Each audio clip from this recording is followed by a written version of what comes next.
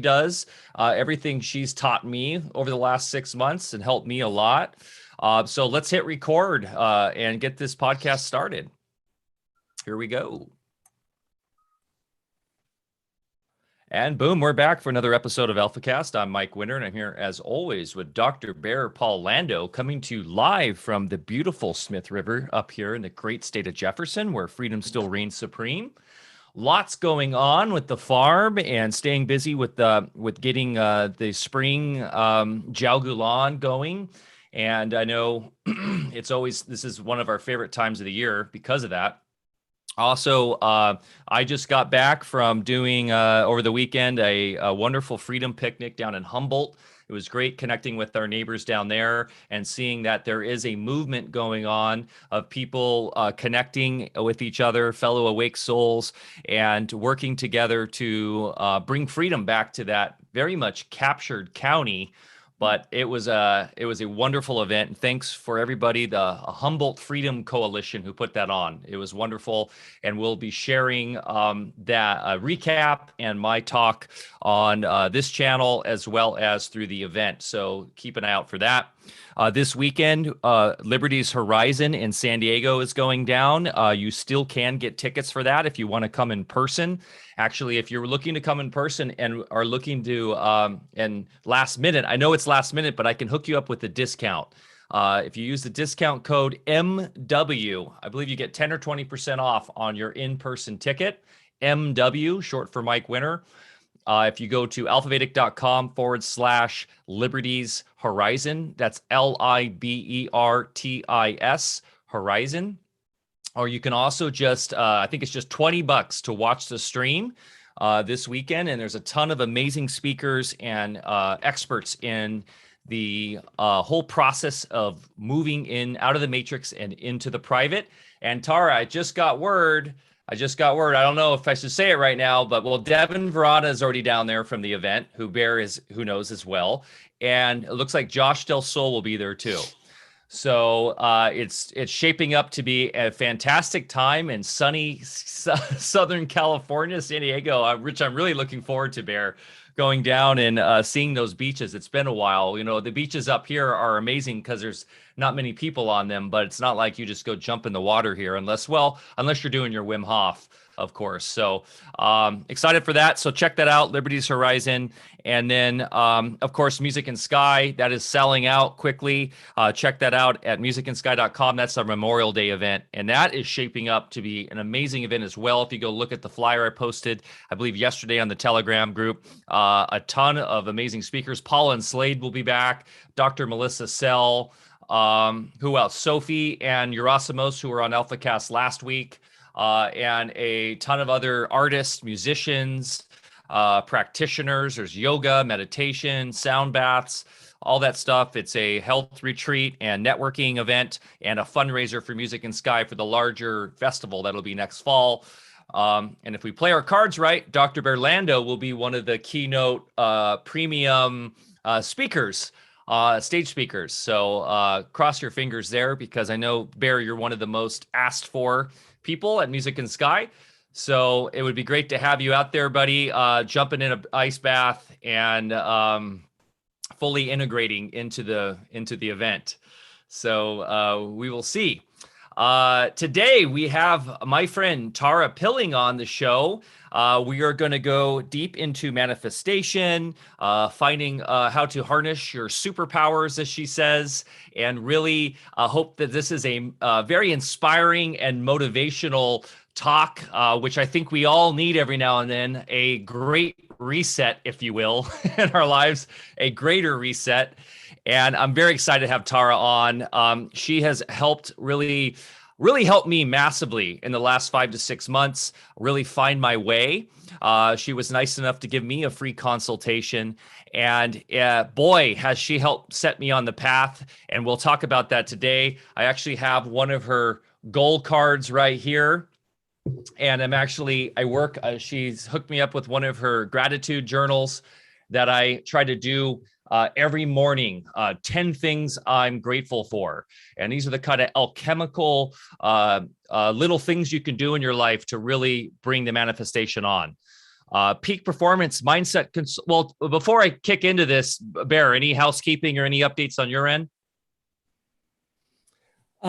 Sure. We're up here at the farm. We're holding down the fort, and it's a busy time of year. Deb and I work long, hard hours here. We started Alfa Vedic. Her and I created it together many years ago, and fortunately, people like Mike jumped on board to help us get it out there. But it's a labor of love. We had a whole career where Deb and I have been on this journey. God, we're going close to 50 years now, which is kind of crazy. And we chose just a little personal note today. I woke up in kind of an introspective mood this morning, if you don't mind. And just looking at the state of the world and all that we're all facing together now. And Deb and I, when we're took on this project, it wasn't something that we really had to do or wanted to do. It's again a lot of work, and there's part of us sometimes we look at each other, we say, what the hell are we doing here? We'd rather just be hanging out with our grandkids or doing our practices and things.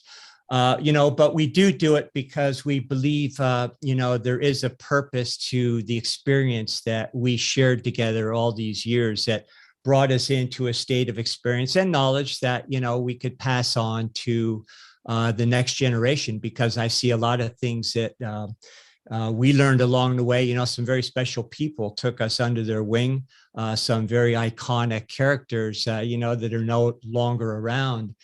And we chose to go a different path. And, we paid the price for that dearly at times and gave up, lucrative careers. But what we sacrificed in some ways and still do to a certain extent, it's more than worth it, because we feel like, just like a lot of you out there, we're born for these times. And, this will segue into our topic today. It's not just kind of a little touchy-feely Think and Grow Rich. Yeah, I love Napoleon Hill, don't get me wrong, but it goes much, much deeper. I want to go into the science of the topic today and really get into the weeds as far as why it's more important than ever. And back to my personal journey, we have really proven these concepts, not just concepts, but this real science to ourselves in our own life. And we're doing it still to this day. And so as we put in our long hours here, we know that there is a parallel universe that needs to be created, and we hope to be part of that. And that's what we're doing here. So in the very near future, Alfa Vedic will be offering on-site little get-togethers. We'll be videoing those for our folks that are in our membership site, which is going to be launched pretty soon. I will be doing a lot of academic content as well as on-site get-togethers here. I want to get back a little bit also to my roots of the health field, because I spent a lot of years there. For instance, breathing, Wim Hof, I love the guy, and the cryotherapy thing is invaluable. I do it myself. On the other hand, it's not the proper way to breathe to create the CO2, O2 oxygen, access for long-term health and to solve a lot of other problems. So, we need more information. I think people hop onto trends without getting full pictures. So we want to, really add content. I don't think this getting out there enough. And that's what Alfa Vedic was about, why I created it with my wife in the first place. And other than that, things are already coming up. The vines are crawling up the trellises. Today, I hope to get out there. We're expanding as usual. We're finishing up zone 1 out of 5 zones in our permaculture farm here. So we've got our work cut out for us, but, a lot of help is showing up, and we appreciate that. So, Mike, I'll let you get back in your intro there. But Tara, in the meantime, thanks so much. And just again, to emphasize to our audience out there, today's topic is probably the single most important topic that we could cover. It's the most important concept for you to get your mind around, and then also to apply it like yesterday so that you can thrive in these times ahead, because the bad weather's already on the horizon. And I don't want to be a bummer, because it's not a bummer. We knew this was coming for years. We've been warning people about it. But now the powers of manifestation are not just to, get that new car with Blaupunkt or whatever that you wanted for a long time. It's about manifesting the world that we want to see. So Tara, this is so timely today. And we want to hear all about your experience, your expertise, and then we'll bounce back and forth. I'd like to get into a little bit of science behind it. And, I know this is going to be a fantastic and timely discussion. So thank you for being with us. Michael, take it away. Okay. Yes. So well said, Bear. Thank you. On this episode, we are going to go deep into the real science behind the law of attraction with peak performance mindset consultant Tara Pilling. Many of you know her from the event. Different terms have been used to describe this very real force operative in every interaction, and the great ones have always known the secret to harnessing it. Tara Pilling is a peak performance mindset consultant. She had worked under Bob Proctor. She's a consultant about law of attraction, internationally best-selling author, holistic practitioner, yoga and meditation teacher, and Ayurveda coach. She was personally coached and mentored by Bob Proctor, who recently actually passed away. And is leading international inner circle consultant with their company, Proctor and Gallagher. Quote, I am passionate about inspiring others to reach their goals and dreams and access more of their potential. Your potential is unlimited, and the average person is using maybe between 5 to 10% of their potential. Tara has worked with some of the best in human potential, personal development, and leadership, such as Tony Robbins, Robin Sharma, Les Brown, Mary Morrissey, Price Pritchett, Donald Miller, and Bob Proctor. Tara has dedicated her life to helping people realize their full potential to ignite greater prosperity, and worked many years as a practitioner in physical therapy, holistic and energy-based medicine, yoga meditation, Vipassana practitioner she was, and Ayurveda coaching. Quote, get your mind right and the world will follow your lead. It truly is an inside job. Tara lives in the beautiful BC, Canada on the Okanagan Lake with her husband, Brad, and two great kids, Maya and Kingston, who have come up actually in Waldorf education, which we could touch on today, maybe. Tara has dedicated many years to Waldorf education for her children and is an anthroposophy student. She especially enjoys time in the forest, gardening, foraging, camping, traveling, running, and meditation. Wow, so great to have you here today, Tara.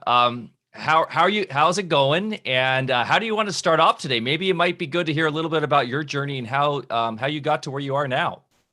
Yeah, it's so great to be here with you and just hearing about all the events going on. I have a little bit of FOMO because Canada hasn't opened up yet. So I would appreciate if you and all the viewers would visualize the opening of the borders so that I could get down there to some of these events with you. I wanted to say that first of all.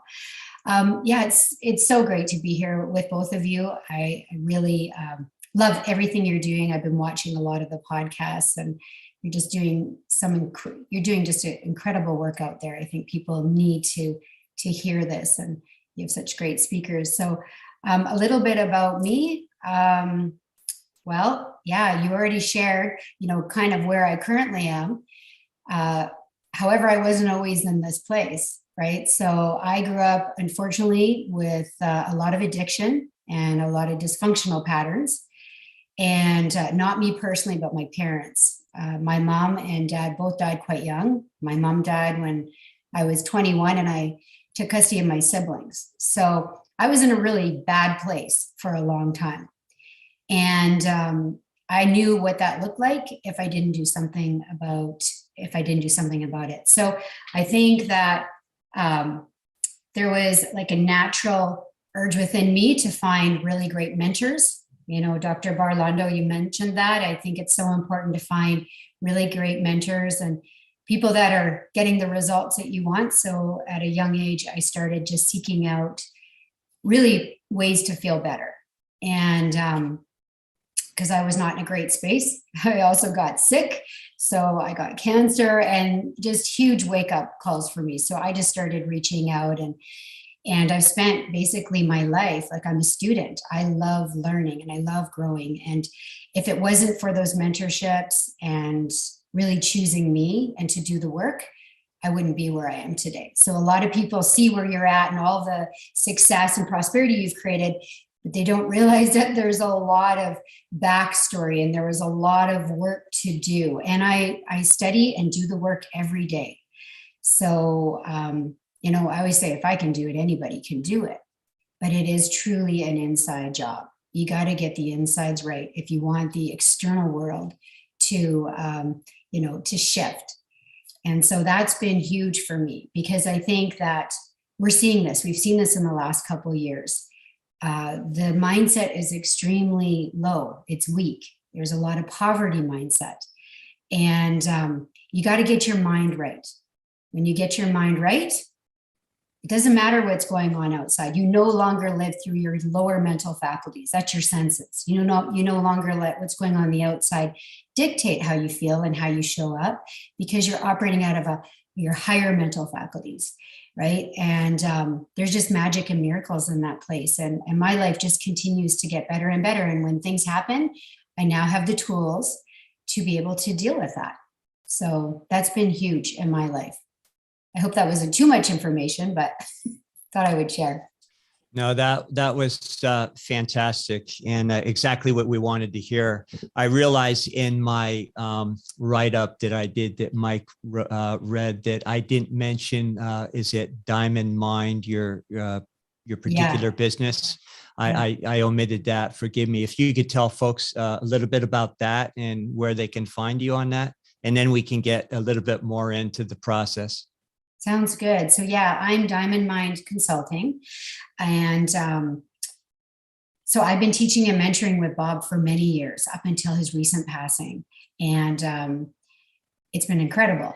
And I feel so grateful that I had that mentorship with Bob, because Bob spent 60 years of his life studying the material that we teach every day.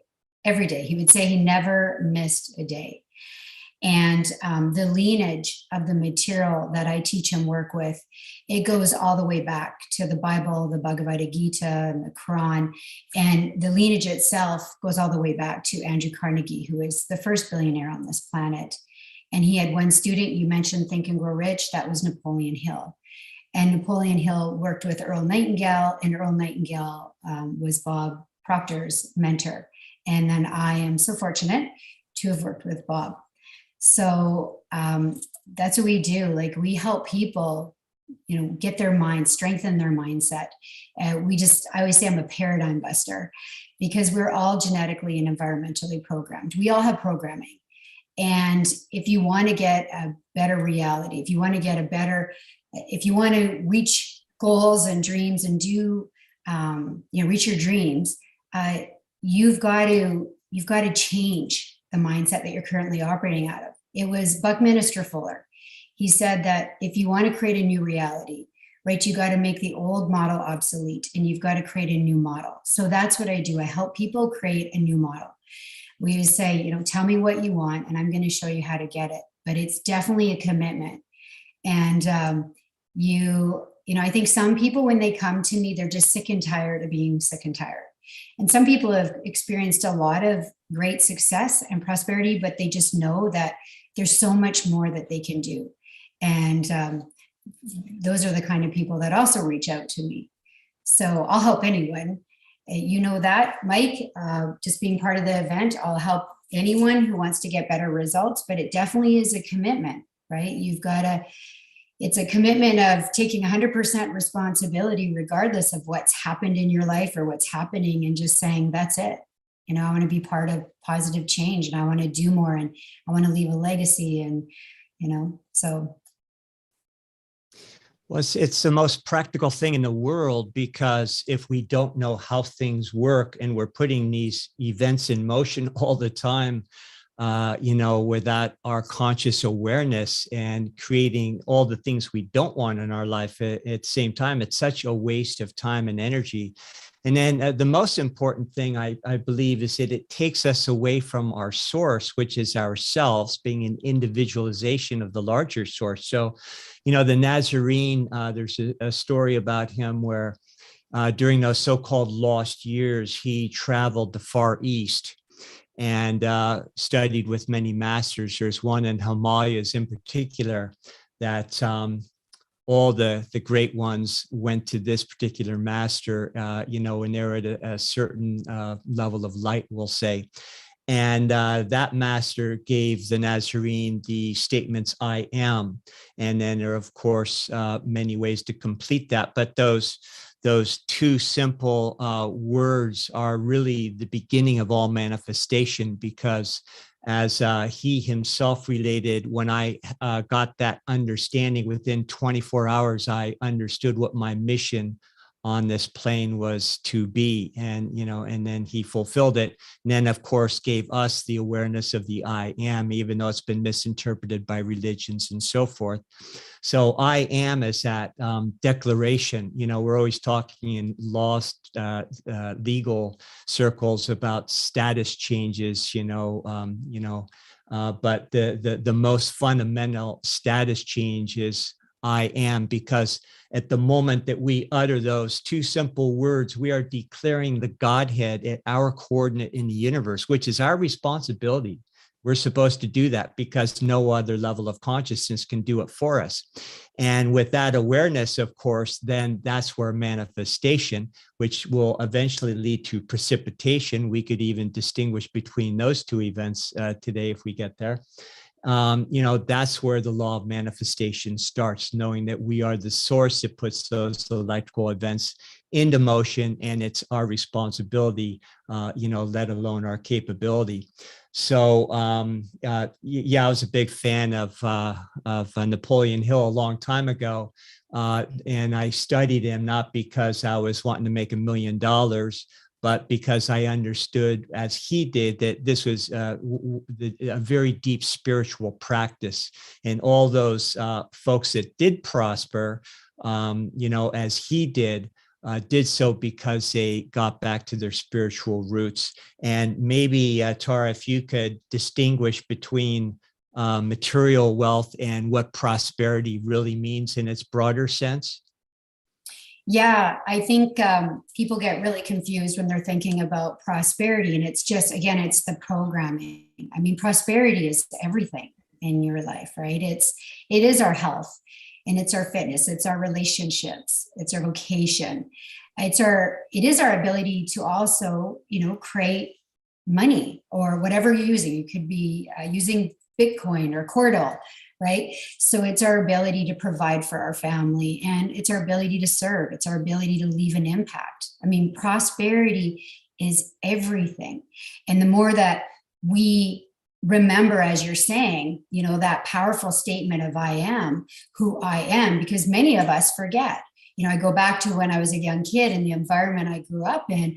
I didn't know who I was. I had brought in all these really dysfunctional kind of belief systems and conditioning and, behaviors and all of that's not who I am. And I think we're seeing that play out in a really big way. We're just seeing how much trauma and, dysfunction is really on this planet. And that, I believe that our creator basically sent us to a room and said, come on, humans, it's time to remember who you are and wake up and do your work. And I feel personally that, I have a personal obligation and commitment as a spiritual being, having a human experience here, to remember who I am. And it's not, I think the deeper you go into the practices, like you're saying, Dr. Lando, it's not about making $1 million. Although I've really worked through my own money paradigms, growing up, welfare and homeless. I had a lot of paradigms around money. I thought people with money were bad and money was bad. So, money's just energy. It's like a relationship. If you have a lot of negative beliefs around money, it's not going to want to hang out with you. Just like if you have a lot of negative beliefs around a man or a woman, like the opposite sex, your partner, they're not going to want to hang out with you. So I've really blown up those money paradigms myself, which is great, because when you understand that money isn't good or bad, it's, all it does is bring more of who you are to the world. So if you're a good person and you have the ability to increase your finances, it's just going to bring more good to the world. like, because you can use that to serve and help more people. If you're really bad and you come into a lot of money, it just is going to bring out more of who you are.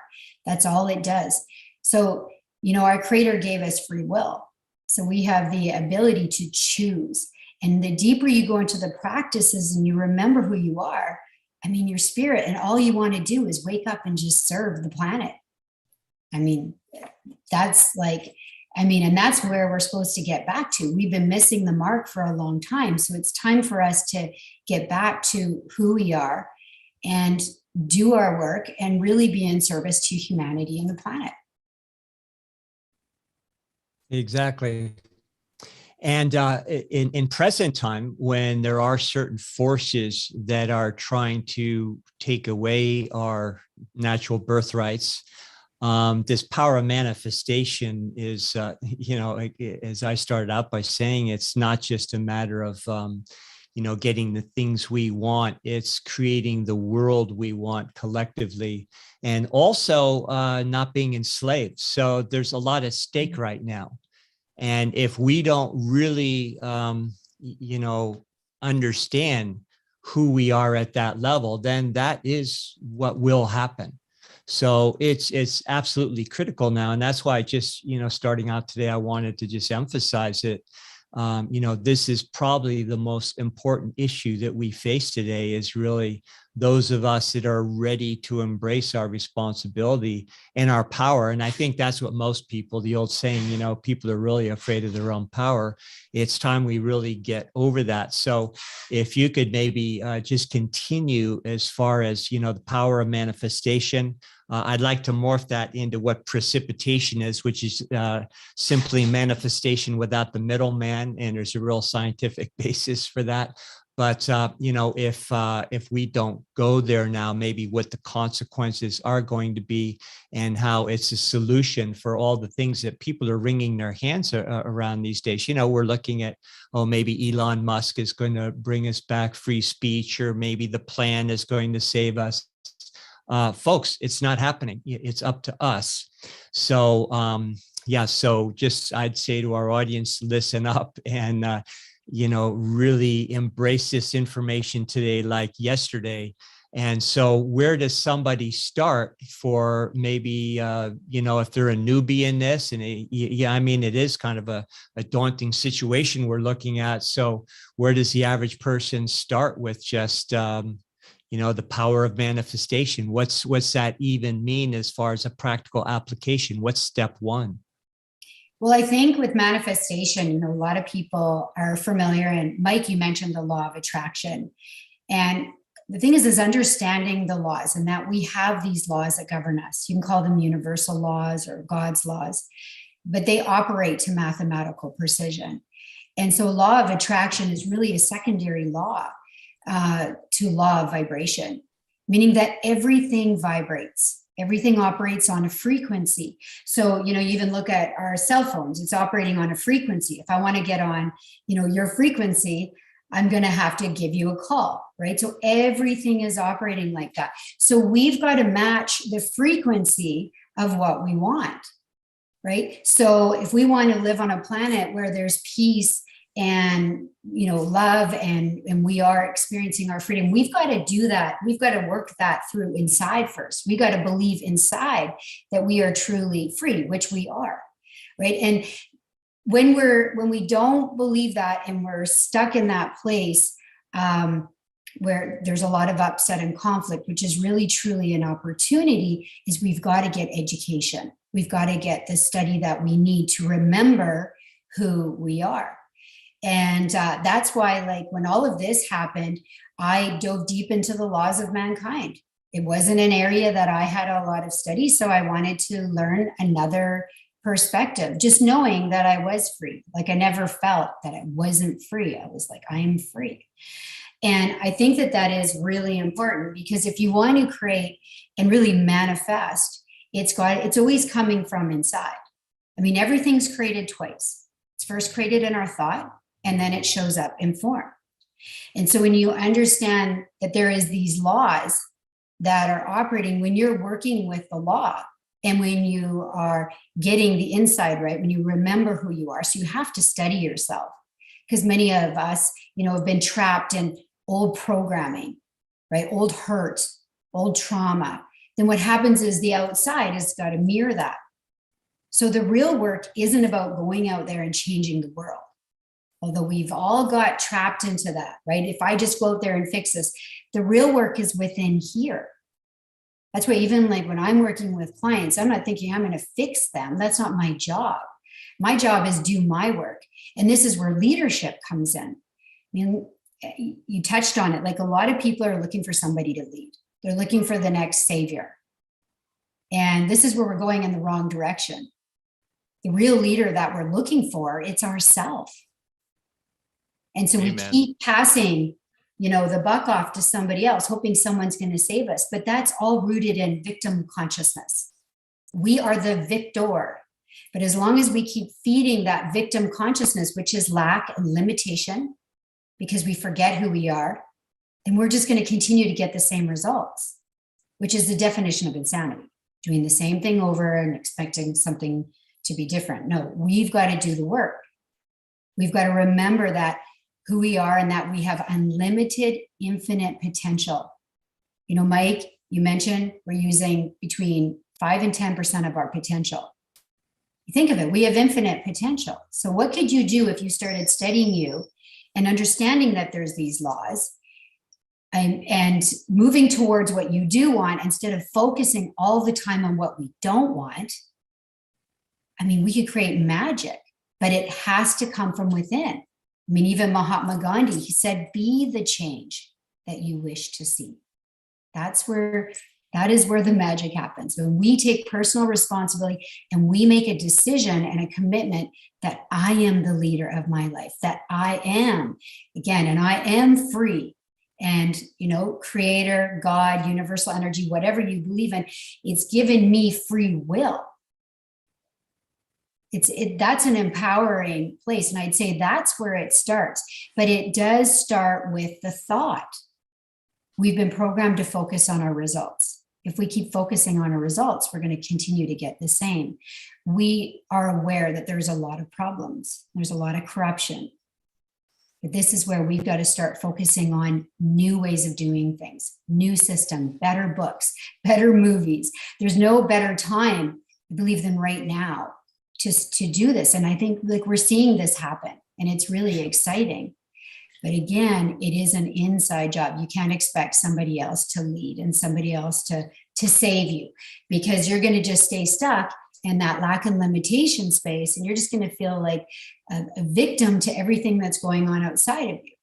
And most people, unfortunately, we've seen this in history, will stay in that space. But we have a choice. We do have a choice. And so I don't know. I think most people look towards leaders because there's so few people that understand this, and they immediately rise to the top. And of course, I'd love to touch on how morality plays into this too, because we know there are the black magicians out there, the people that hack this system to be the false leaders, the false prophets that everyone looks up to, because so many people just don't get this, the power that we have within ourselves. And so I would love to touch on, we did a whole show on this, oh God, Bear, when was that? 3 years ago now, about Wallace B. Wattles, right? Oh, and the science of basically being wealthy, or what he called the science of getting rich, which he just meant the science of manifesting abundance or prosperity.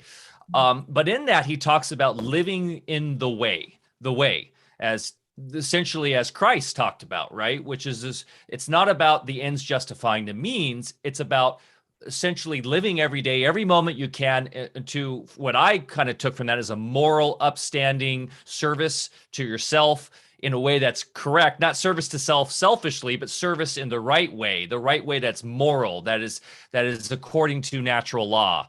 How do we differentiate between those false prophets that we have and those who are actually doing it correctly? Elon Musk, for instance, he was being brought up in the chat here because, and you mentioned Andrew Carnegie, which of course many would see as this sort of elitist who, a lot of people in our community would be triggered by that name. So how do we know what is the way, Tara?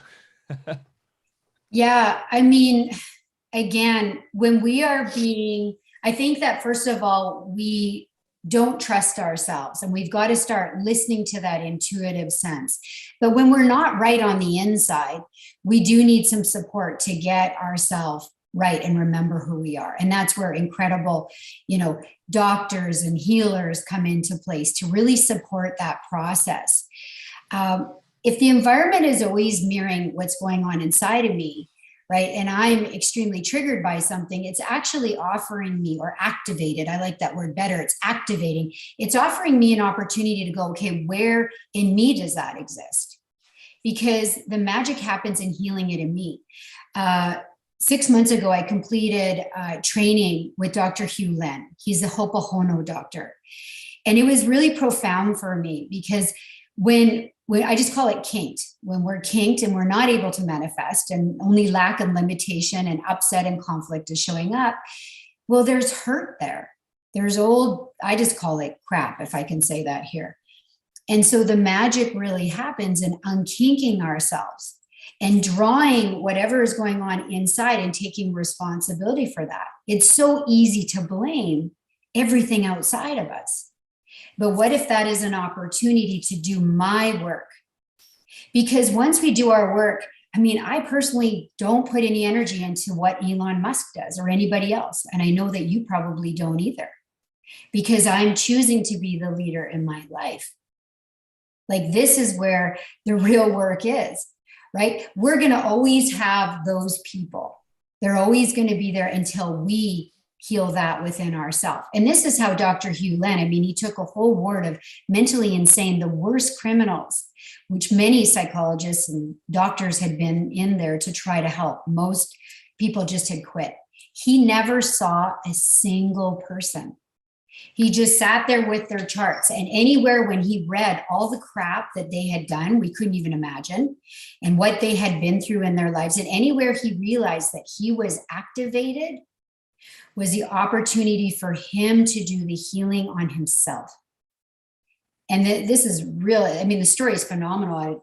I would encourage you all to look it up, because the law of forgiveness is extremely powerful, right? And so when we're holding on to that old hurt, it has to continue manifesting outside of us. Mm-hmm. So we've got to dive in and it's essential that we do the work. And when we have the awareness that something isn't right, that it's amiss, we have the awareness and we have the ability to do something about it, we have to take responsibility to do something about it, which is like leading. Right? That's where we lead. That's like your show, right? It's getting people the education and the information so that they can be the leaders in their lives. But you took action on that, right? And this manifestation, even of the show, operates on a frequency. And at one time, it was just a thought. Like Dr. Lando, it was you and your wife thinking about what Alfa Vedic would be. And it was just, putting thought energy into that. Now, all those years ago, you probably never would have imagined that here we are sharing this information. It has to start with a thought. So when you're not getting the results that you want, and when you're frustrated with what's going on outside of you and these tyranny leaders and the corruption, there's a lot of it, right? Then you've got to fix that inside of you. You've got to focus on the thought energy of the kind of world that you want to live in. And you've got to invest your time, your energy, and your commitment into that. And it's not easy. If it was easy, everybody would be doing it. That's why I spent 25 years of my life before I came to Bob, just getting better, just to feel better and healing disease in my body. It's an absolute miracle I'm even here. But there was no coincidence. When I got off that plane from Tony Robbins' private island in Namali, I had been working with someone who said, "Hey, have you ever heard of Bob? The healing work you do is so aligned with Bob Proctor." And I said, "Oh, Bob from The Secret?" That was it. I gave it no more thought after that. A week after I got home, Bob called me. Everything operates on a frequency. So, Albert Einstein said that everything operates on frequency. What you've got to do is you've got to match the frequency of the reality you want. But it has to be created here. And this might blow some people's minds, and you might disagree, and that's okay. But I know it works. because I'm matching the frequency of the reality I want. And I'm able not only to live a prosperous life and enjoy health and relationship and beautiful things I could have never imagined, but I'm able to help a lot more people because I'm able to step into a place of being someone who is really walking the talk. But I have to study every day. I got work to do. So, and that's why we play the game. Otherwise there'd be no purpose and embodiment in the first place. So, we like to get behind the science of everything. And, if people understood that our physiology mirrors exactly, what we're talking about here. We talk a lot about the physics as far as the dual forces that, emanate from our thoughts and create our moment by moment reality. And our physiology takes on that same kind of dual process. So like just using our senses, we aren't just receiving pictures. There's one polarity like within our eyes and our ears that are always projecting out there that is actually creating physical substance. And, if we could just understand how every moment, not just our thoughts, but how those thoughts morphologically, create the nexus with our physiology. And then, the very senses are not just receptive, they have that other polarity that are projecting. And, that's why I like to get into that sort of thing, because if we really knew how it worked, we would have, I think, a lot easier time just grasping the importance of what we're talking about, because the left brain would no longer be, quibbling that, oh, is this stuff for real? And can I really change my reality? Well, we're doing it every single moment. And, the most humorous thing really is we're swimming around in this universe of absolute perfection, just amazing beauty and wondrous phenomena that we can't even fathom. And, you use the cell phone analogy. We're like these people in a bad reception area, with the cell phone trying to get a signal, because that's how small and insignificant the corruption and all these problems that we conceive of in the world are. They're just like a little speck of dust, but we use all of our powerful creative faculties to try to find that signal, to try to find that resonance, and then stay on that beam. And then we wonder, as you say, why things don't change when we keep doing the same thing. So yeah, it takes a lot of work. I agree. And I also, really relate to the practitioner end of it, because for many years when I, worked with people, we'd get into all levels of their being and their emotional, bodies and so forth. And I never once worked with a client that I didn't really resonate in one part of me, as far as, being in the same boat in the first place. And as practitioners, a lot of us start to connect the dots, which is you teach what you need to learn most yourself. So it's really, that's the greatest path of service, I think, is really fixing yourself and then, turning around and sharing that. But, we've got so much more going for us, and it would be so much easier to get out of the way, even though we think doing the work is work. It's really not, because the real work is staying exactly where we're at. So thank you. Just my 2 bits worth there. No, I really appreciate that. And I just look back at my own life even, and, the different things that happened. And that's where even in holistic and energy-based medicine, which I had spent many years training in, I realized, well, everything has a consciousness, right? Like you even look at organs and different disease processes, there's a consciousness. So it was no coincidence that after my mom died in her fire, that I got cancer. I mean, it's associated with grief and guilt. And of course, it affected me in my woman areas, right? Connection to mother. So the deeper you dive, you realize that, well, everything's coming from our consciousness. Now, the challenge is that, we only are acting out of our conscious 2 to 4% of the time, which means we're only actually thinking 2 to 4% of the time. We're acting out of a subconscious program 96 to 98% of the time. Now, the subconscious, that's the feeling part of our being. Like you said, we live in an ocean of motion. So the feeling is where that law of vibration is, right? So if I am not feeling good all the time and I'm stuck in trauma and the world sucks and nothing works out, and I'm just poor me and my pity party, which I used to live in I lived in that space far too long. Over time, the body is the instrument to the mind.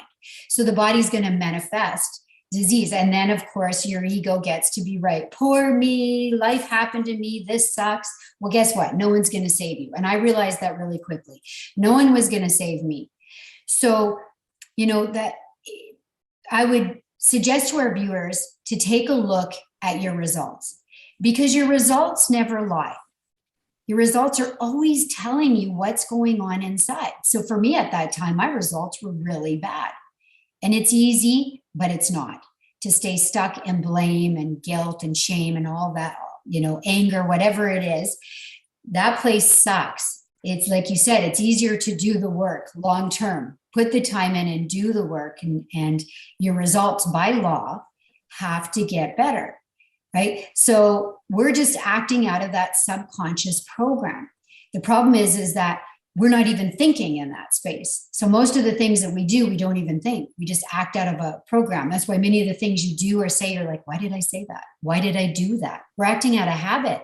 That's where, we always say a paradigm is just a multitude of habits. That's part of the subconscious, is where the paradigm is, that programming. It's our belief systems, shorten that for BS. It's our addictions. It's our conditioning. It's our self-image. Right? And you can never outdo your current self-image. So you got to update that, right? And so if you're not sure, just take a look at the feeling space you live in most of the time, because that means that you're operating on that vibration. If you're feeling like crap and you're just sitting there angry and blaming the world and life sucks, well, that frequency is pretty low. And then all those disease processes and negative energies that's where law of attraction comes in. So if you can make a decision, which is the hardest thing we do, and say, well, that's it, I don't want to live on this frequency anymore. You've got to raise your vibration. And this is where, you start thinking of, well, maybe I want more in my life. Maybe there's more for me. Maybe I can make a bigger impact. But you see the frequency of maybe like where you are right now to where you want to be, right? This is what really kind of messes most people up, because they're like, well, I can't do that because you're stuck here. Well, this is where I love Neville Goddard's work. I really love Neville Goddard. Talks a lot about, living with the wish fulfilled. When you're feeling here, when you're at this space and you're not feeling really great, you got to do something to get out of that. But that's why I shared with Mike my gratitude journal. Just doing gratitudes and just focusing on what is working, because there is a lot of things working on this planet. There is a lot of really incredible leaders and people doing wonderful things. What if we started putting our thought energy, our focus, because what we focus on grows, and we put more thought energy on this, all these wonderful people and all the wonderful things happening in the planet, even just the fact. One of my practices, it's an Ayurvedic practice, is I touch the floor and I bring my hands to my heart and I'm like, yes, another day of living. Like just a simple shift, right, in your feeling, which is focusing on gratitude and looking for the good, because when we look for it, we're going to see it. That's going to start shifting your frequency. It's going to help you come up.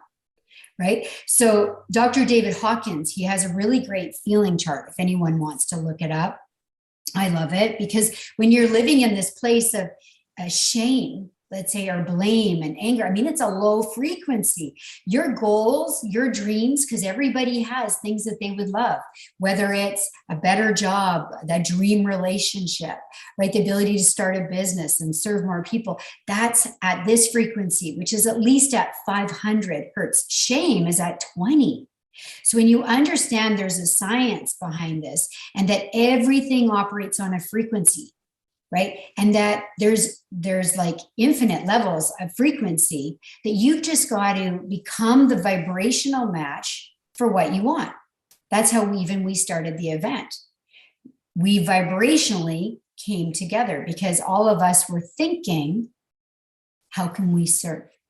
How can we help more people?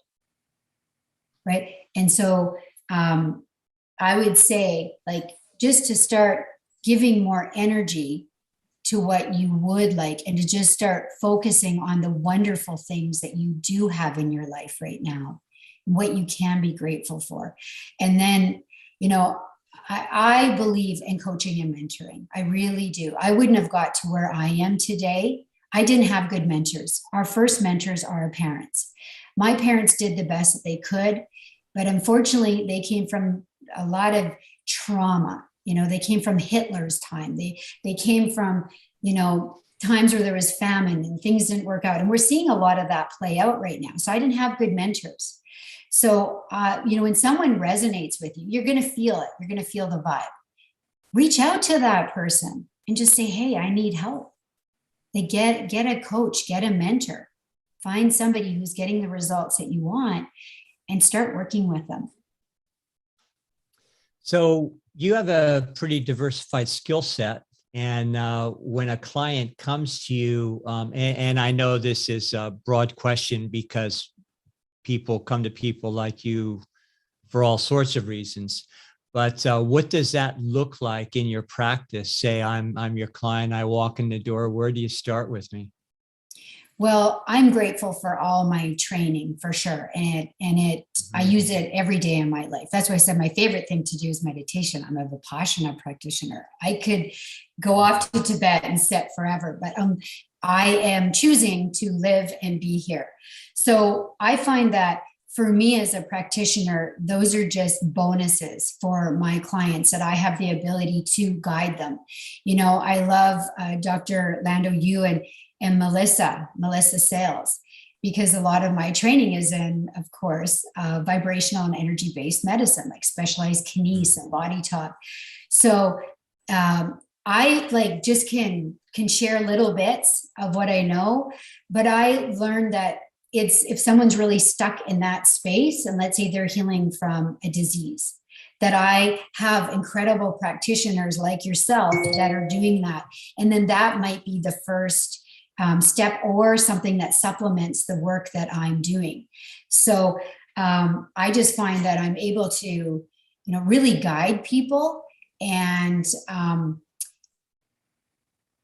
just bring that into my coaching and just really kind of open them up to other ways of thinking. Because many people, when they come into even a mentorship with me, they've only, you know, they've maybe had a belief that the doctor knows best, and they've never explored other practices.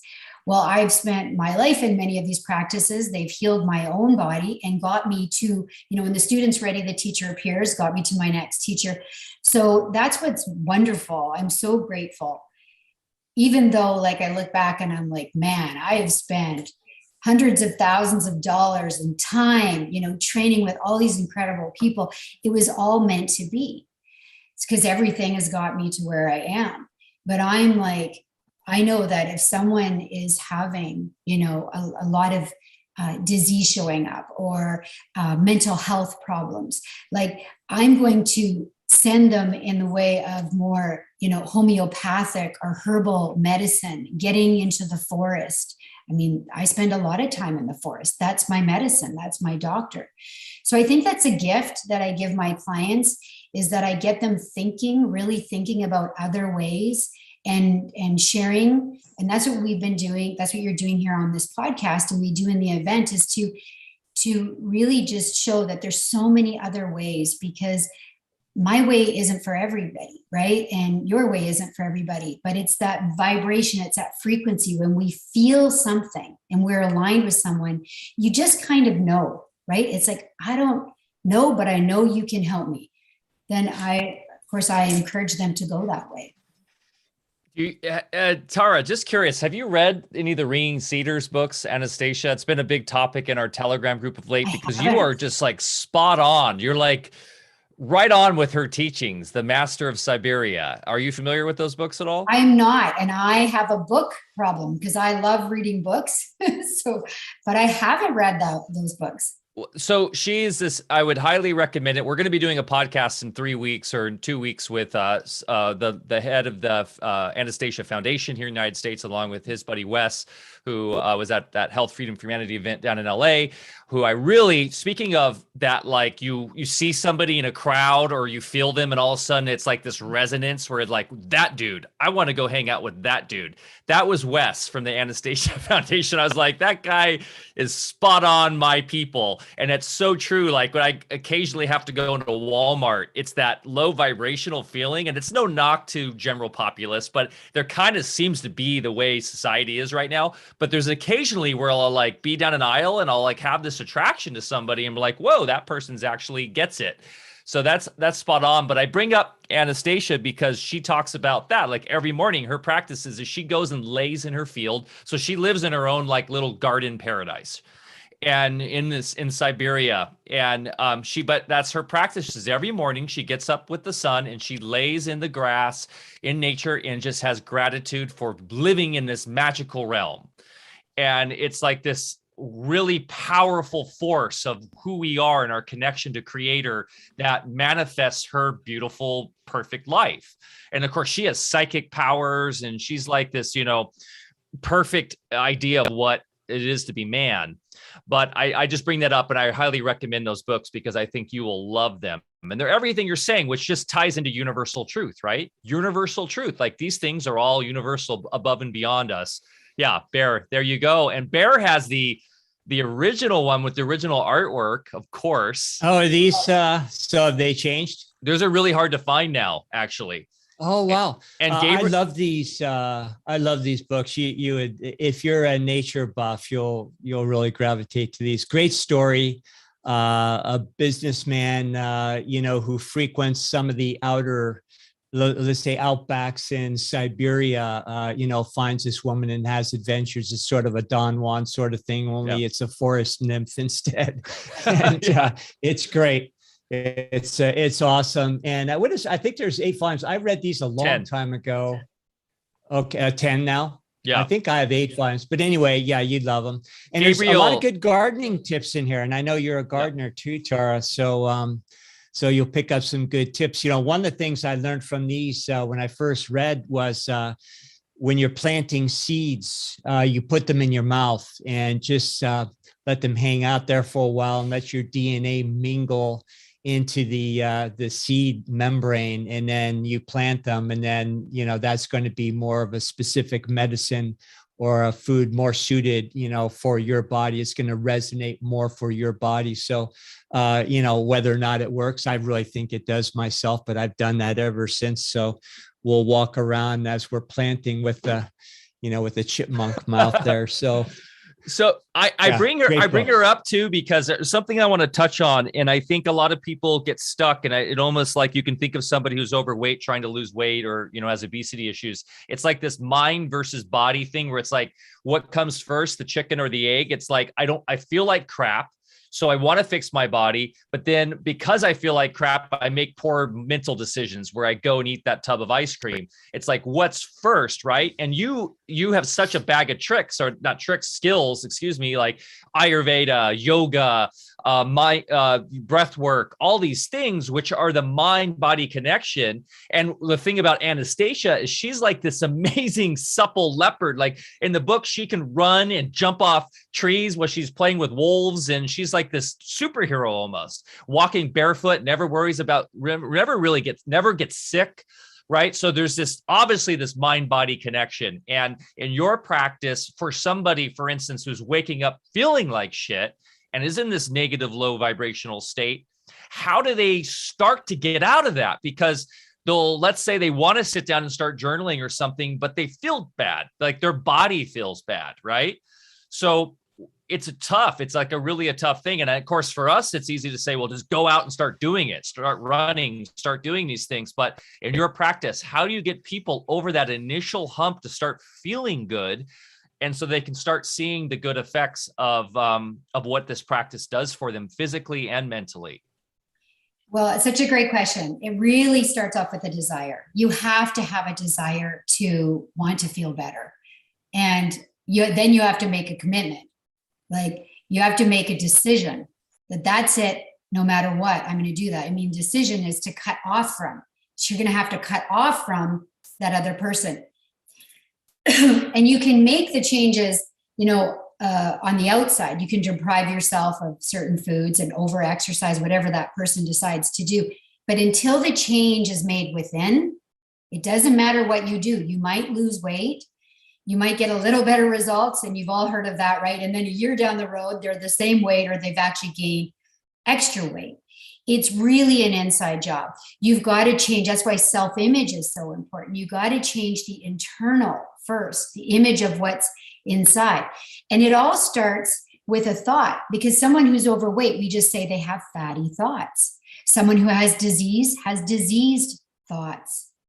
And this is where, we've just been cut off from our nature, from who we really are, because many people are eating food that it shouldn't even be called food, right? And just like you said in the book, we've got to get back to a more natural way of being. We've got to get out into the forest. We've got to get barefoot.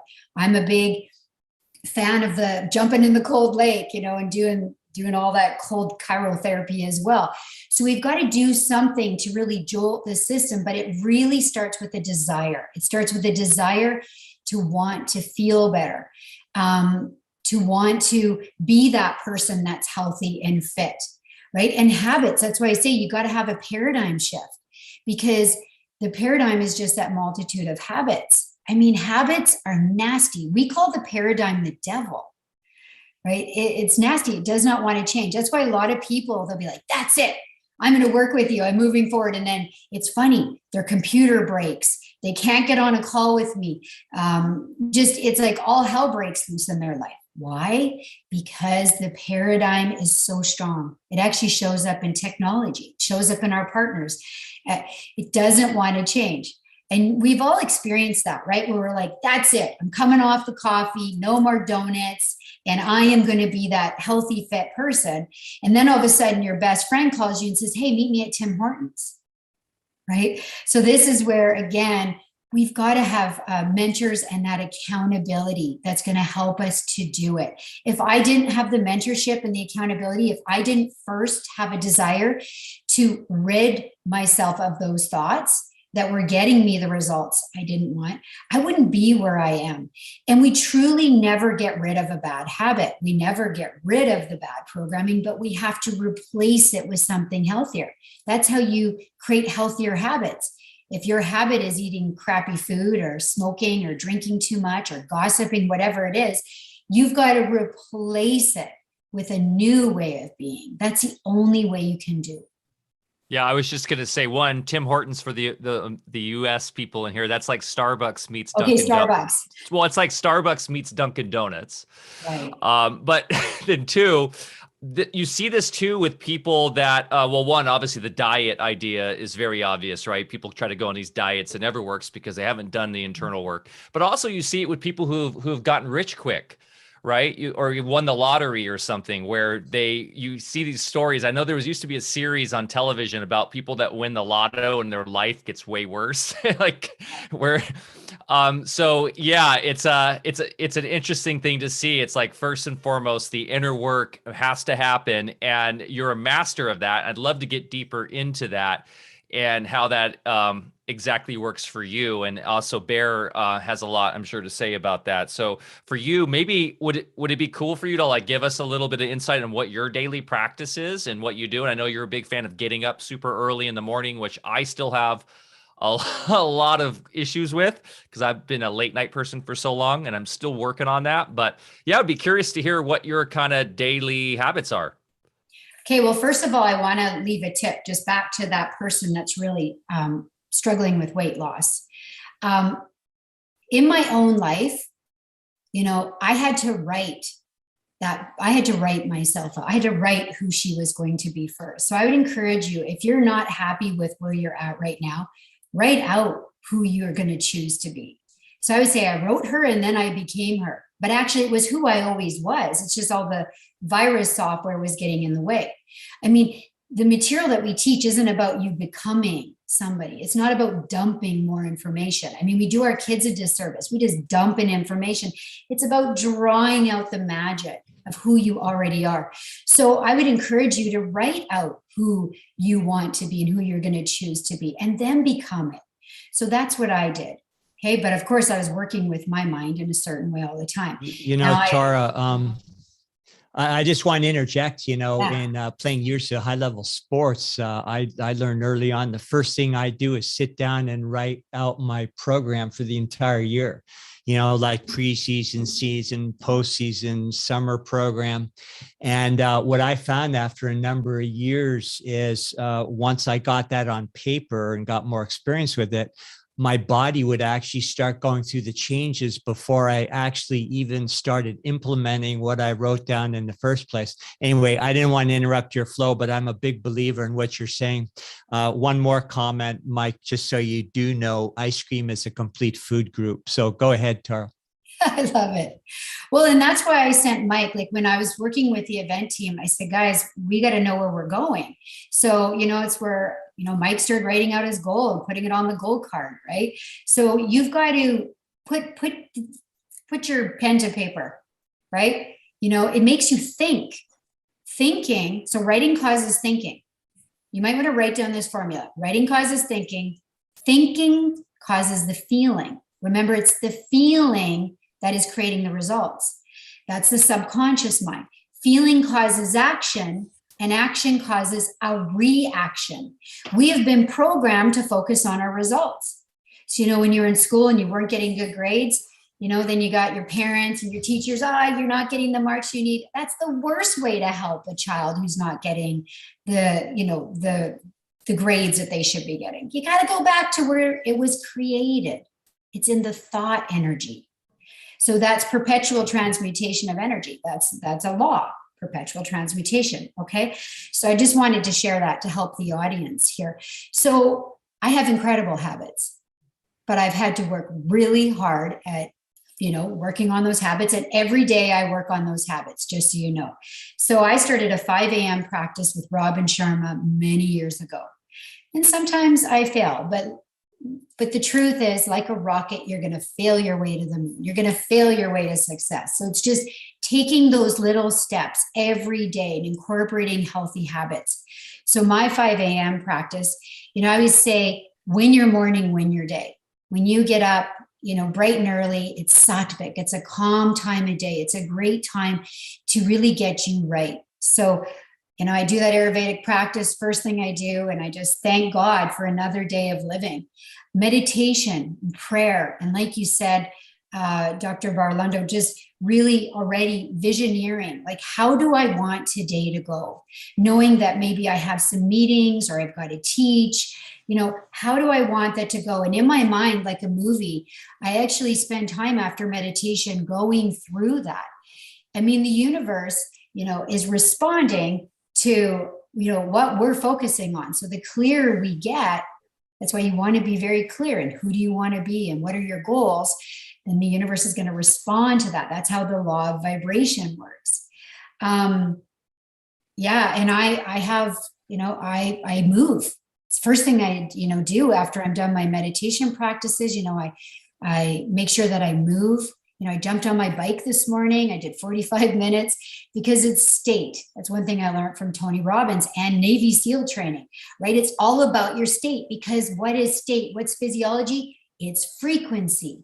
If you're feeling crappy and my life sucks, that's low. As soon as you move, you dance, you get out into the forest, you jump in a cold lake, your frequency is going to come up and you're just going to you'll feel much better. I write out my goal every morning and night. Where am I going?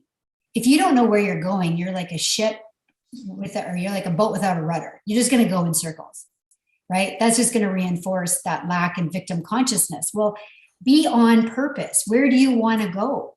So I write out my goal. I write out my self-image. This is who I am. I'm a phenomenal leader. I'm a walking, talking love machine. I am born to win. I'm born to succeed.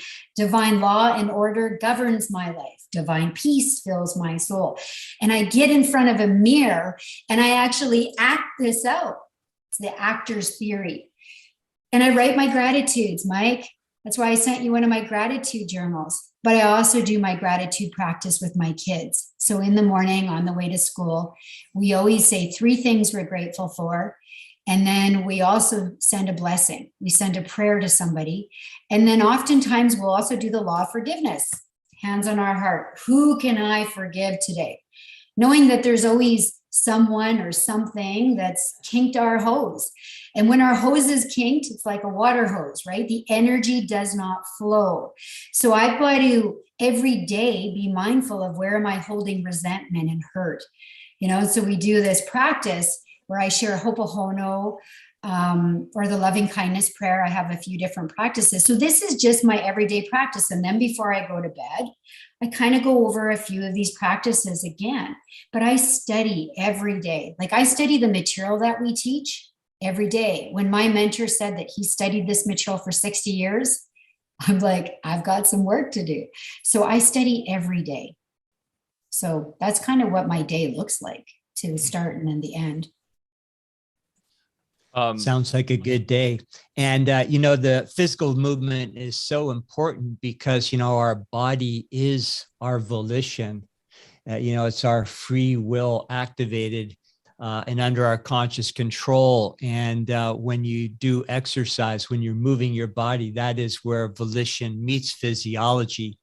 And it's where physiology, which, you can't separate the parts, the mental, emotional body, the physical body. They're all one and the same, even though we like to think of them as separate. So when you exercise that will force, it just to get up out of your chair and go move, whether you're dancing or running or lifting weights, it doesn't matter. That is such an amazing thing. And people that get the hang of it, I think we all agree that no matter how you were feeling before you started physical movement, you sure feel a heck of a lot better after. Yeah, I Go was ahead, just Mike. I was just going to say the same thing, and that I'm grateful that God gave me this body, because it is, in a way, it's the greatest gift, because it allows us to directly connect with the divine immediately when we do that, when we go for a run, when we decide to do some yoga, jump in a lake, freezing lake or whatever. It immediately reconnects us with the divine, with God. And we talk about the hermetics, and like you're talking about these laws. That was what everything is about with all these mystery schools and the occult. It's all related to the power of our body and why we're here. So, guys, yeah, be grateful for your body. And if you have body, as Tara is saying, if you have body image issues, we need to get over that quickly. Because that can really lead you down a path towards low vibrational thinking, right, Tara? So really embrace your body and enjoy your body. The mirror thing is interesting. I get a little weirded out looking at myself in the mirror, but I should probably try that again. Well, I would too if I were you, Mike. And mirror work's powerful. It is really powerful. Even getting in front of a mirror and saying those I am affirmations. It's a powerful practice. Yeah, there is a series right now called Moon Knight. It's a Marvel series on Disney. Yes, I occasionally watch Disney. I know, guys, but I like it because there's so many truth drops in it, and this guy's got like multiple personalities, and it's this. Whenever he looks in a mirror, he sees this other aspect of himself talking to him, right? And it's like another character it's a whole different person in the show, but I think that can be important little thing sometimes, because when we do talk to ourselves, right? And for me, I find myself in my own inner dialogue talking to myself like, come on, Mike, you can do better, blah, blah, blah. It's almost like a different person in a weird way. Maybe I'm crazy. I don't know. But looking in the mirror, I think to see ourselves, our higher self looking at us and giving us this support, right? That, hey, no, you're on it. This is who you're supposed to be. I think that's a really cool practice. Well, and Mike, can I interject there? So another practice I didn't share that I do every day is called looping, not urine looping. I was going to say, wow. But looping, because we have to dehypnotize ourselves. We've been programmed. So we have to hypnotize ourselves. And when you understand even hypnosis, when we record ourselves, our subconscious is going to accept from our own voice more than it's going to accept from somebody else. So that's a practice that I do and I share with my clients, is to loop, to get their goal, to get their self-image, to get their PAs, to get praxis and all these things, get it on your looper, listen to that, right? And you're like, bop, bop, bop, bop, right? I mean, again, you're hypnotizing yourself, and your subconscious is most open to receive it because it is from your own voice. Because we're talking to ourselves all the time. Your results are a reflection of what you're saying. Most people are just not aware, because most people are saying horrible things to themselves, like, God, what's wrong with you? You're not good enough. You don't measure up. So we've got to change the internal dialogue. So that recording is good. And that's a very proactive, when we put our voice into the ethers, not only are we creating resonance, but, what most people don't understand is, every sense has two polarities. The ear has two polarities, and the ear that we think of associate with hearing is the receptive. The larynx is actually the other polarity of the ear. It's part of the ear. So as we use that positive polarity that projects out there, then that will come back as far as what we hear. Same thing as telling about the eyes, it's just, we're constantly projecting out, and then that's what we see. So that's where a little bit of science comes into it. That's very valuable, I believe, in that we understand that we're using our own sensory apparatus, not in a receptive way, but in a very creative way all the time. And we can get back our full spiritual comprehension when we understand those faculties and how to use them consciously. I really appreciate you adding that, because there is a whole science behind this, and even the laws. I mean, they work to mathematical precision, and most people, understand the law of gravity, right? Like if I was to drop this, it falls. It doesn't matter, what I think. The laws work their own way. So thank you for sharing. So since you mention it, gravity is also a polarity. Mm-hmm. And the opposite polarity of gravity is levity. That's actually a real term. And then that takes you out of the belief system that the gravity is some independent force separate from us that we must obey. And when you get into that comprehensive understanding, then we can use our will to actually manipulate gravity and levity to our own advantage. And that's what the masters did. And that's why they could do certain things that would defy our logic. I've actually seen things like that with my own eyes. Yeah, exactly. The yogis have showed us, right? That's where this infinite potential comes in. Again, it's whether you believe it. Like if you don't believe in something, no matter what, that thought energy, you won't be able to do it. But if you open up your mind, that's why having an open mind is essential. Have an open mind, and you have to believe. Otherwise, you're just going to stay where you are. And that's a choice. Again, we're given choice. And as you state, emotions are so important, and I'm fully convinced we're emotional beings, not thinking beings, more than anything, because that's what gives, our thoughts a velocity to pop in the matrix in the first place. So, emotions, a lot of our emotions we're kind of afraid of, like anger, for instance. And I think another valuable exercise is understand how to play the musical scale of emotions. And the worst emotion, of course, is when you're just in inertia and depressed, nothing, you're just stagnating in your own stuff there. And sometimes it's really a healthy thing to get kind of pissed off. Now, you don't want to stay there. On the other hand, now your energy's moving. And, again, we use that in sports a lot. Before you go out in the field, you get yourself worked up into a little frenzy. Now, you wouldn't just stay in that state, but you used it for motivation. And then you moved into more of a state of, intense focus and stayed there. But I think in real life, and I know every so often with my clients, when I was working with them, I'd have to give them a little tough love just to, even if I knew it would tick them off, because that would get them moving. So I don't know. What do you think about that? Can I just ask you one thing, Bear? What is your, sure. I'd love to hear once again, your definition of emotion, because I think sometimes we just think it's feelings, but you have a great way of explaining it, what emotion is. Cause I think it's, that plays right into the science. Yeah, emotions is just stagnated motion, because there's only one thing that's for real, and that's motion. That's what registers to our senses.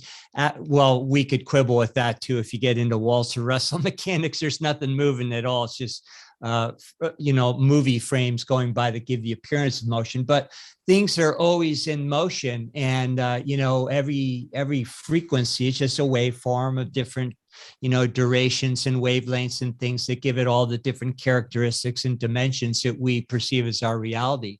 So when the emotional dimension, which is just one of 18 dimensions in any waveform, is moving, it's just simply motion. But when it gets stuck, when it gets fixated in some particular way, it becomes emotion. And those are, of course, the things that we judge as good and bad. And even joy, like in Oriental medicine, you can tell somebody that's in, you think, oh, they're giggling all the time, they're happy. Well, there's a little interruption in their fire element, in their heart, their small intestine, meridians, because it's this kind of unnatural sort of thing that you can hear, even though they're laughing, in their tonal fields.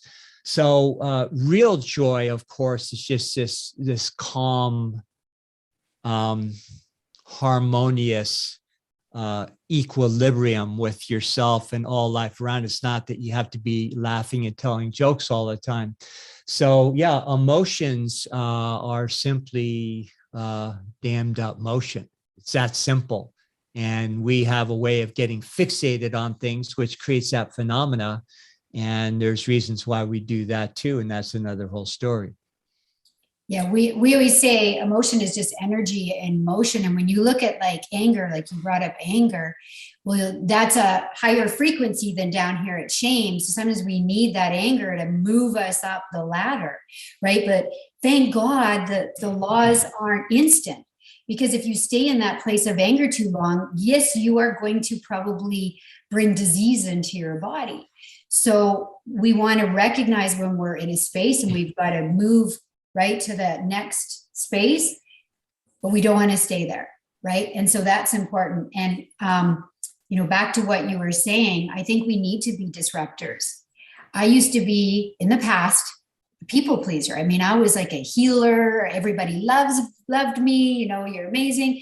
I was doing something wrong. We definitely want to be disruptors. We want to activate the people around us. That's what a good coach should do. Whether you're, a coach in medicine or you're helping in fitness, whatever it is you don't want to be feeding their program. It's not about becoming their best friend, but really kicking them in the ass and at the same time holding their hand and cheering them on and saying, you can do this. So I really feel like that's my responsibility as a, consultant in what I do. It's not to feed that paradigm, feed the victim consciousness, but to, to activate them. So when I'm activating and I'm being a disruptor, I know I'm doing a good job. It's not my job to make everybody love me and like me. That was the older paradigm. I don't feed that or give that any energy. So I love that when I see that even happening on the planet, those people that are causing disruption and they're activating, I'm like, good. Whether it's good or bad, I know it's good because humanity needs to be waken up and shaken a little bit.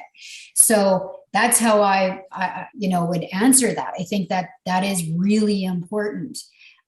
Otherwise, if you do have a practitioner who you love and they're not activating you, you probably need to move on to a new one, because you get stuck in comfort and complacency. We need to get uncomfortable if we are to grow. That's the only way to grow and reach another level of prosperity in our lives, is we got to be uncomfortable.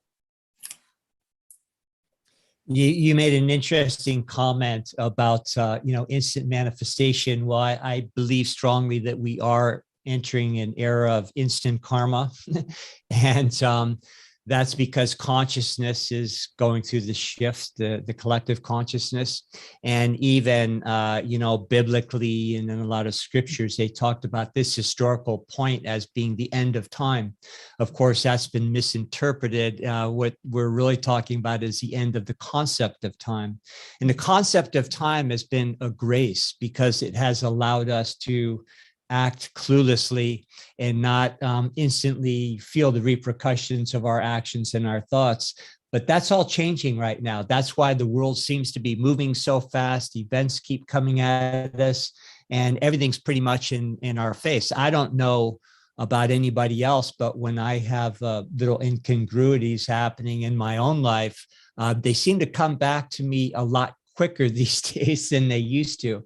So these principles that we're talking about today, I think, are more important than ever to grasp for that reason only, because, a lot of us have been trying to do our homework for a long time. And if you haven't been doing your homework, or if you aren't at least open to these concepts right now, just things are going to be coming at you fast and furious. So I'd say good time to get on board with all we're talking about today. It is. And I personally believe that there's no better time to be alive on this planet than right now. I think that it's just such an incredible time to be a part of this change. And like you said, a lot of things have been misinterpreted, and we are, I think we're going to another level of what we're able to do and that consciousness. We're taking another big leap. And so if you're not willing to do the work, you're going to be left behind, unfortunately. And so, if there's, something we're sharing in this conversation, and because I think we all know, when you're like, hey, this is not working for me, and I know I need to, maybe it's just start moving your body. If you don't start listening to those, I just call them nudges, right? I think Creator is nudging us all the time. If you don't, then you're not going to make it through. It's just the way it is. So you've got to start taking action. Without action, nothing is going to change, nothing at all. And that's why for me, I'm getting uncomfortable all the time. Back to the 4x4x48, it was my 48th birthday. And, I've done some training with the Navy SEALs with, I'm just for Mark Divine in the past. And I got connected to David Goggins, and he sent me a book because I personally reached out and I read his story, which I could relate a lot of it. And he just put this big thing out. Okay, we're going to do the 4x4x48. And it's like my 48th birthday in like a week. And I just made a decision. It was super uncomfortable. As he says, I embraced the suck. If I want to grow and I want to serve more people and just bring more of me to the world, I'm going to have to do something I don't want to necessarily do. And it was really hard because every 4 hours I had to run or work out for 45 minutes to an hour, depending what you're doing if you were working out, or I had to run 4 miles. So it was just the midnight and the 4 a.m. when it was really dark. I worked out, and my husband and son decided to do it with me. Almost killed my husband. I'll just tell you that right now. It's amazing we're still married because it was really hard. But what did I do every time I had to do? Because I didn't want to get up. I didn't want to embrace the suck. I just put him on, and he's like, bah, bah, bah, bah. Says a lot of F words, and that's okay. But I was like, yeah, I've got to embrace the suck. This is another level. And there was no coincidence. It's my 48th birthday. So I'm like, for 48 hours, I'm going to take this challenge. And again, it wasn't about succeeding and, having to get to a certain level. It was, I understand now the principles. Again, the reality is you're going to fail your way to success. Look at failure as an opportunity. I think that we've been programmed to think failure is bad. Failure is not bad. Failure is a very good thing because it keeps, we get to see how we need to navigate this and how we've missed the mark and what we need to do and get to, refine the habits and the skills. And so, yeah, it was freaking hard. I know, Mike, you kept asking me about that. I mean, I still can't believe I did it, but I did it. How many miles did you run? It was 48 miles. Wow. Yeah, I've never ran that much in my entire life. Like, I'm like you, Mike. Like, I like to run, but I'm more like maybe like a 4 to 10 kind of kilometer running kind of person, depending, right? And I don't run like every day or that much. So it was it was hard, really hard. That's crazy. Yeah. Especially with no training moving up to it that was, intentional on that. You kind of made the decision to do it. And I love this because it really just stresses the power of belief and the power decision, of intention and will. Yeah. Right. And decision, because the enemy of decision is excuses and procrastination. I could have said, well, I'm going to start in a month after I've done training, or I'm going to do it next year.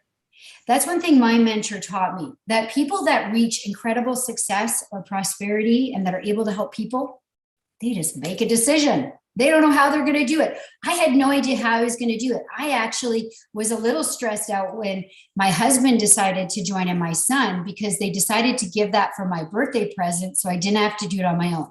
My husband said it was way cheaper than buying a birthday present. But, at one point I had to guide him to, you're just going to walk.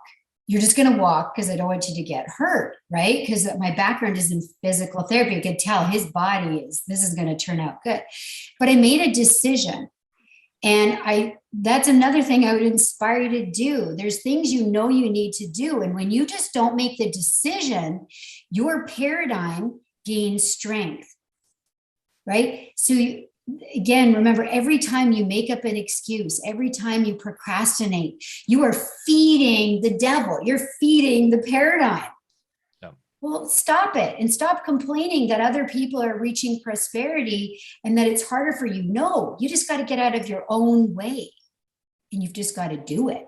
You won't know how to do it, but you're going to figure it out on the way. Yeah. Yeah. The fear of failure means you're not doing anything. And so it's like, you got to take chances. If you look at all the greats in the past, they all took big chances and it failed miserably many, many times. And so, yeah, those are all fantastic points, Tara. And also I just want to stress, we say doing the work and all this, we're not alone. We're not alone. There are angelic beings and divine levels of intention and support above us, helping us. So we don't need to feel alone. We have community around us too, but I just wanted to stress that there is a divine system, a sky clock of intentionality that's happening all around us. And if we're in tune with that and we're in tune with natural law, we were going to get a lot of support. Wouldn't you say, Tara? Yeah, I like that you mentioned that, Mike, because we teach that in lesson 12, magnifying the mind. We can work with a mastermind. We can call on other great scientists and other great leaders that we align with that, to support us. And even our loved ones that have passed on, we can ask for support. We can ask for God. We can ask for the Holy Spirit. We can ask for that mastermind to come in and help us in our life. We're not alone in this. Even if you're the only person on this planet, you are not alone, because you are a spiritual being. Right? You have creator, whatever you believe that is, God, Allah, whatever. So, I use the mastermind a lot.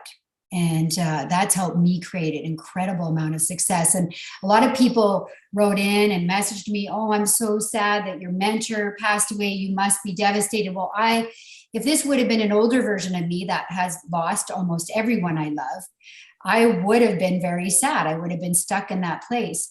But because I know who I am, I understand the laws. Bob, my coaching went from here to here because he's on the other side. So all I do is I call him in when I need extra support. So energy never dies. It just changes form. And this is where, again, we got to be mindful. Are we stuck on the side of fear, right? And I used to live in that side way too much. Or we got to strengthen our faith, right? This side is where we get the study and the knowledge, the understanding, right? But specialized knowledge. You don't need to dump in more information, because I think most people are on information overload. right? Just personally, we got to connect to the internal wisdom that's there and just bring more of that out to the world.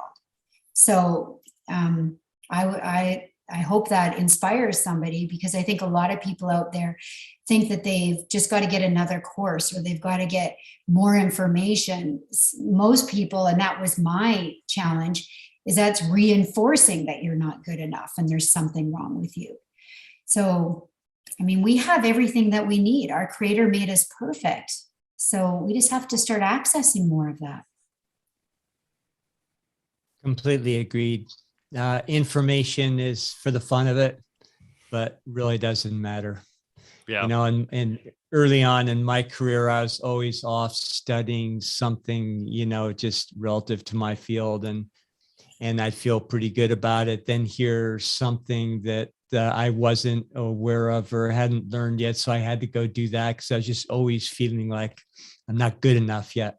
Mm-hmm. And it's an endless trap. And then finally, you just, you know, hey, that has nothing to do with reality. We've already, you know, everything we know. And when I practice, and, you know, I brought a lot of tools to the table, but, you know, those were for my own amusement, and it really had nothing, you know, relative to that individual's ability to heal themselves. And like you say, you know, we each carry an individual resonance, and every practitioner has that resonance, and you don't need to learn that anywhere. It's just yours. You just have to own it and feel confident in it, and understand that nobody can heal somebody else in the first place.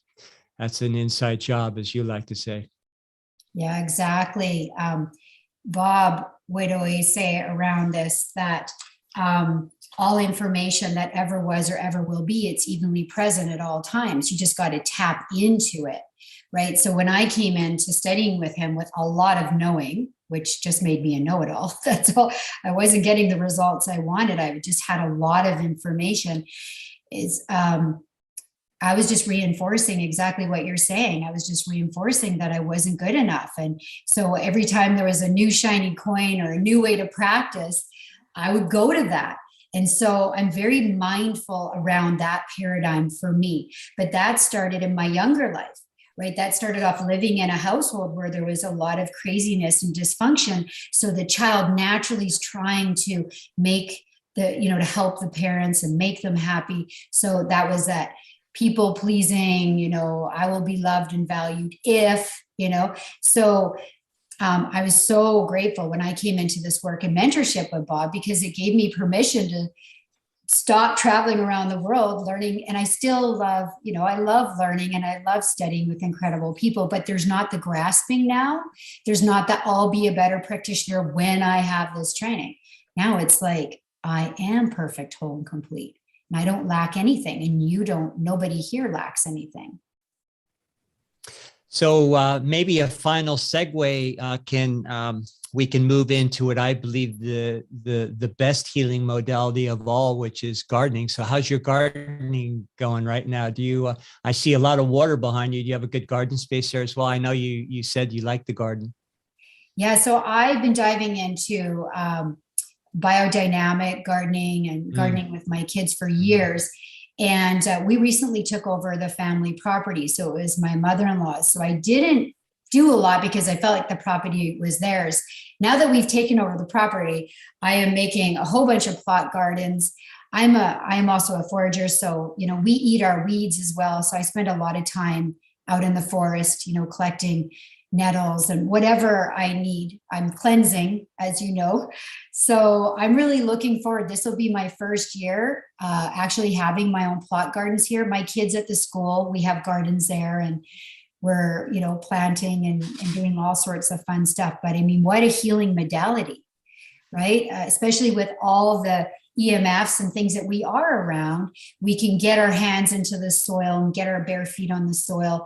And it really balances out our nervous system and helps us feel better. So, I spend all my free time outside, doing exactly that. Like, that's my medicine. There's actually a lot of data supporting that. My wife and myself, we used to write articles for newspapers and periodicals, and one we did on the health benefits of gardening. So we got into some research, and it was amazing. I mean, we knew it was good for you, but just the effects it has on your physiology that have actually been documented, and everything from healing people emotionally, lowering blood pressure, just evening out your metabolism. So one of the best things that people can do, and obviously you're using your own will force in a different way, which is to create that connection with nature, and then realize that, we are part of a whole, and it is a symbiotic endeavor, when these other life forms, cooperate with us and give us back so much more than what we put in the first place. Yeah, I mean, you mentioned biodynamic farming, which is what we practice too at Alfa Vedic Gardens, and Bear and Deb have been big fans of that forever. And as Bear just stated, what I was touching on just briefly earlier ago is that we're not alone, right? Like, it's all connected. It's all one system. It's a closed, beautiful system, holistically all connected. And when we understand that we're not alone, man, it just becomes more and more effortless and fun. Right? It's just like, oh, this is all divine plan. Awesome. I'll just go with the flow. Yeah. And I think when we become more aligned and more aware of our consciousness, there is this natural wanting to get closer to the earth and take better care of it. You can tell where someone's operating at, by the way that they are treating the earth and treating each other. And so, I really believe that, having our children, growing gardens, and I think there's, for every problem, there's a solution. When you look at addiction and the amount of homelessness, like, there's so many amazing, practices that we could start using with these individuals. And I actually I think it was I saw a documentary. I don't know if we showed it on the event. We did, I think. But, where they're taking people that have gotten in trouble or, been stuck in addiction, and just getting them closer to the earth. And, we've got to, our mental health depends on it, especially after the last 2 years. And just seeing, even in young children, anxiety and depression, get your kids outside, play with your kids. We live on the lake, so we have a lot of beach. That's why I've got to put plot gardens, but get out into the forest and play with your kids and just have fun, get out into nature. It's going to make all the difference. Yeah. There's not to go back to Anastasia, but because I'm reading it right now. So there's a scene in book 1 where she has him lay on down with her, and he's listening to her heartbeat, and the entire forest is mimicking her heartbeat. So as she intentionally makes her heartbeat go up, the forest gets vibrating more and down. And the whole point of that is just to show how directly and intimately we are connected with not just the plants, but all the little insects, all the animals, everything around us in this field, right? We're all sharing the field.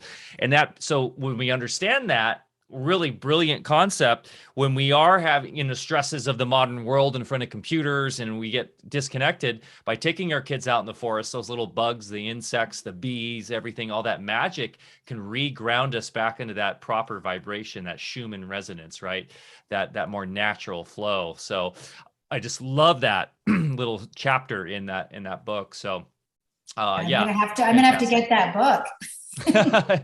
Yeah, so you'll love it. Well, hey, this has been so wonderful, Tara. Really, I knew this talk would be really inspiring and uplifting, and it's just, we say do the work, but in the end, if you're really in the mode and you're doing all this, it does become effortless and it becomes fun, and it is fun, and it's just because you get the end effects, which are amazing, and people around you will gravitate towards doing this and seeing it work, and being that great visual representation to your kids, right? If you guys have children, be that leader that they can look up to. And then, I'll be honest, my kids teach me a lot too, because they're kind of effortlessly doing this already because they haven't had to unlearn as much as I do. So, but thanks so much, Tara. Any final words for our audience? And also please let them know how they can find you. And I'll make sure all those links are in the show notes below. Yeah, I was just going to go off what you were saying, Mike. We have beliefs around doing the work. I think the work is absolutely essential at this time. And if you're not happy with what's showing up in your life and, on the planet, It's time to do your work. But guess what? You get to. That's a more powerful statement. You woke up today. You know how many people didn't wake up today? So quit feeling sorry for yourself. You get to do the work. You get to have another day of living. You get to make that positive change. Like Mike said, you get to be the leader that your kids need you to be. You get to. So again, it's a mindset thing. It is way harder to stay stuck in those lower vibrations. I know I lived there for a big part of my life. And that would have just turned into long-term disease and then disintegration. That's all the side of fear is, right? We disintegrate. It's over. We get to get that understanding and knowledge. We get to be creative. That's where ease is. So you get to. So get up and do the work, and the work works when you do the work. Tara, this has been most excellent today. So delightful getting to know you a little bit better. Hope we see you down in the South 50 someday. That would be a lot of fun. And I'm on my way out to work outside in the farm today and take your advice. And thank you so much for being with us. It's been awesome. Thanks for having me, Mike and Dr. Lando. I really appreciate this podcast and everything you do. And I cannot wait to fly down there and be with you in person. So it's already happened. I've already seen it It's happen. done. And you and your family are welcome to stay here at our house, at our guest apartment, or of course over at the farm. We've got a little spot there on the river. It's quite magical. I would stay there. We, as Bear said, we're planning on more and more workshops down the line. So once it's a little easier for you to travel, maybe even you could come and do a workshop at the farm, because I think you obviously have a lot to offer, and I think a lot of people would instantly sign up for that in our co-op and would love that. So maybe that's something we can work on down the line. Sounds good to me. Okay, guys. Well, I hope you enjoyed this chat and got something out of it. If you did, please give us a thumbs up, a like, share it with your friends and family. That really helps get the information out. And we look forward to seeing you next week as we go deep into the images of conspiracy with our special guest. That's right. Yeah. So we're going to switch channels a little bit. That's going to be trippy. But that'll be a fun one. It's always fun to look at that stuff. And knowing what we know from what Tara was talking about, there's no fear. Look at it, witness it, understand that exists, and cool, take with what you want with it, and just be the masters of your own domain, the hero in your own journey. And remember to get outside, get your hands in the dirt, go plant something, go for a hike. Mother Nature is our best teacher. As we just discussed, it really is the best way to reset your mind and your spirit any day. Get out there and do it. And we love you guys, and we'll see you next week. Cheers.